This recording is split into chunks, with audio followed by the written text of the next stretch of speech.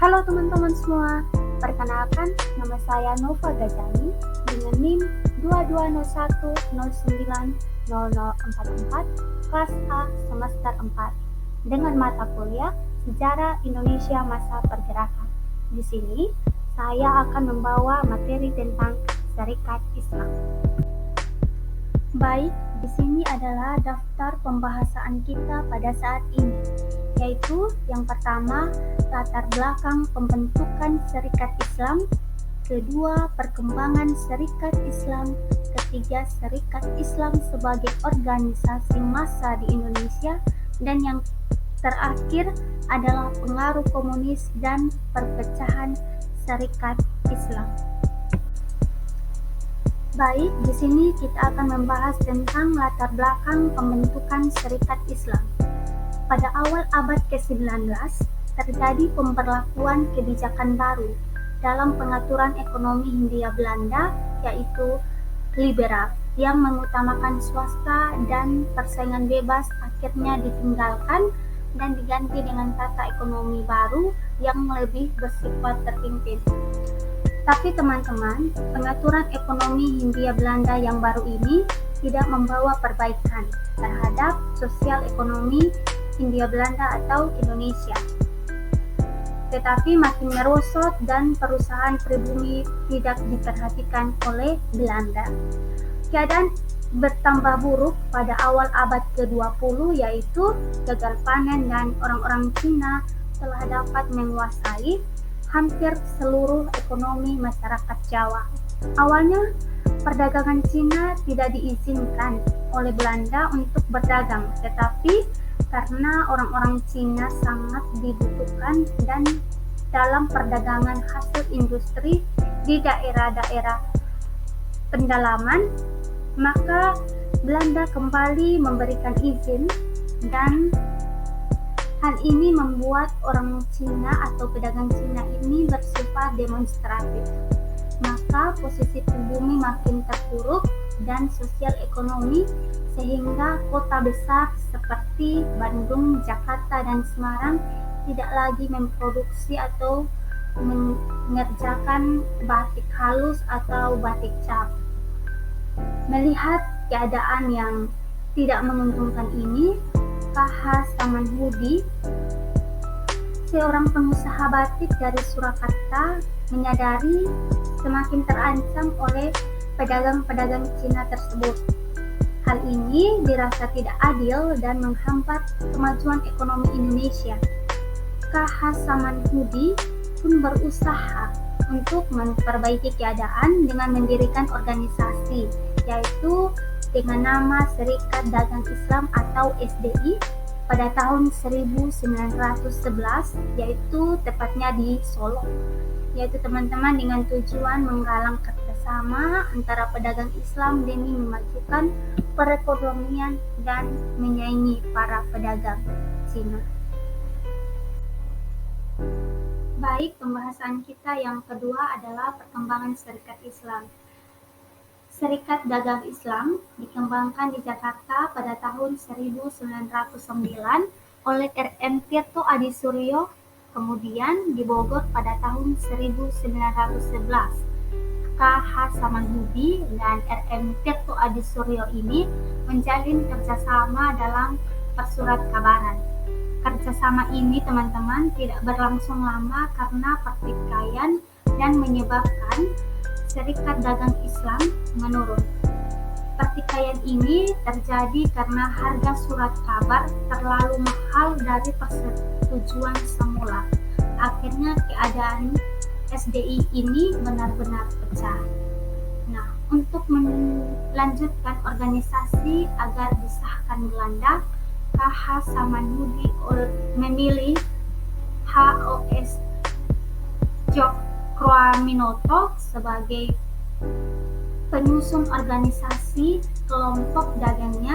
Kemudian mereka membuat akta hukum baru yang dinamakan SI atau Serikat Islam pada tanggal 10 September 1912.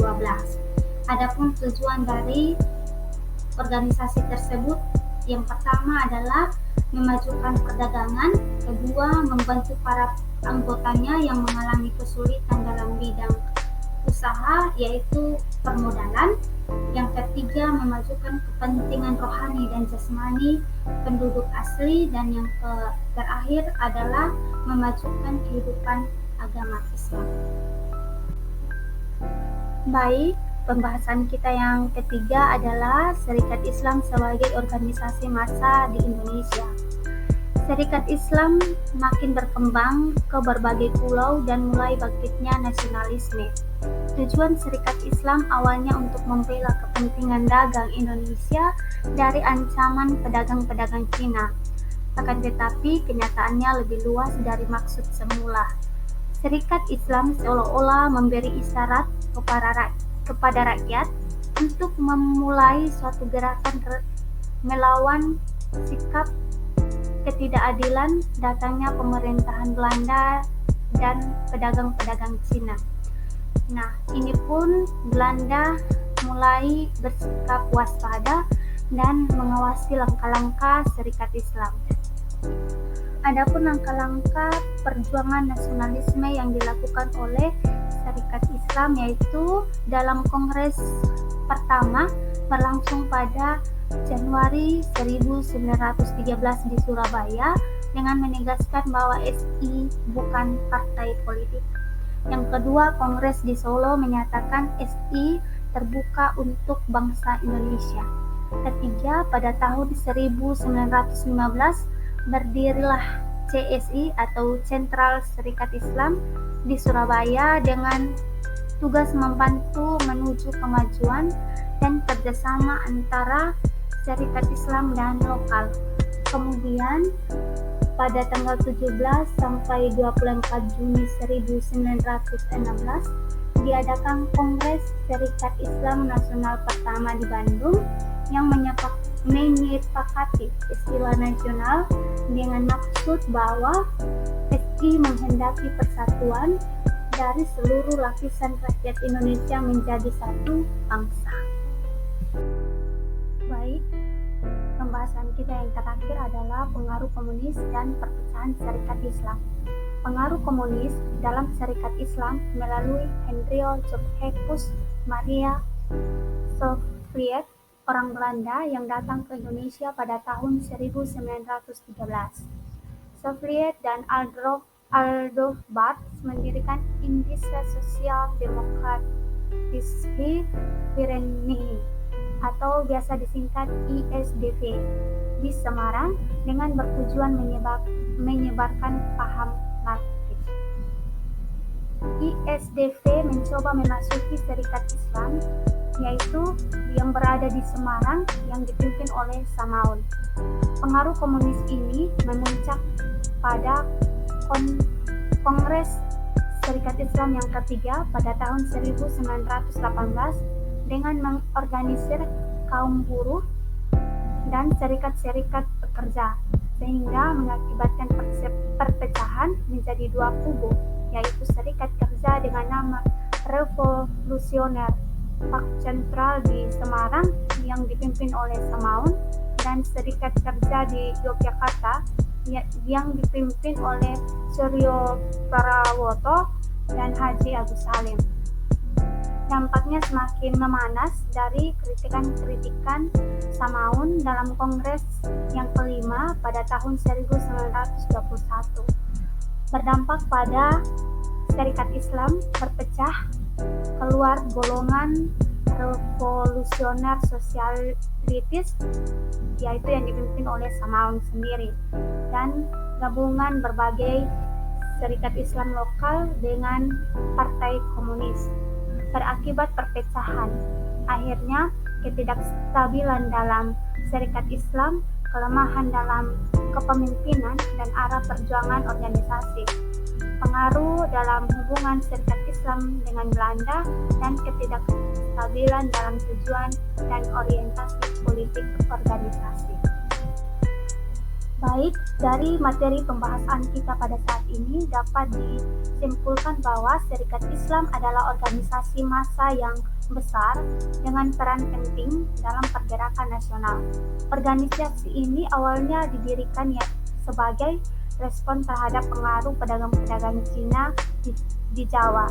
Namun seiring dengan perkembangannya, organisasi ini perkembangannya diwarnai dengan perpecahan akibat pengaruh komunis, namun tetap memiliki pengaruh besar dalam sejarah Indonesia. Setelah berakhir pemaparan materi saya pada saat hari ini, saya mengucapkan terima kasih kepada teman-teman semua yang telah mendengar, dan kiranya teman semua dapat memberikan saran, kritik, dan lain sebagainya di kolom komentar. Sekian dan terima kasih.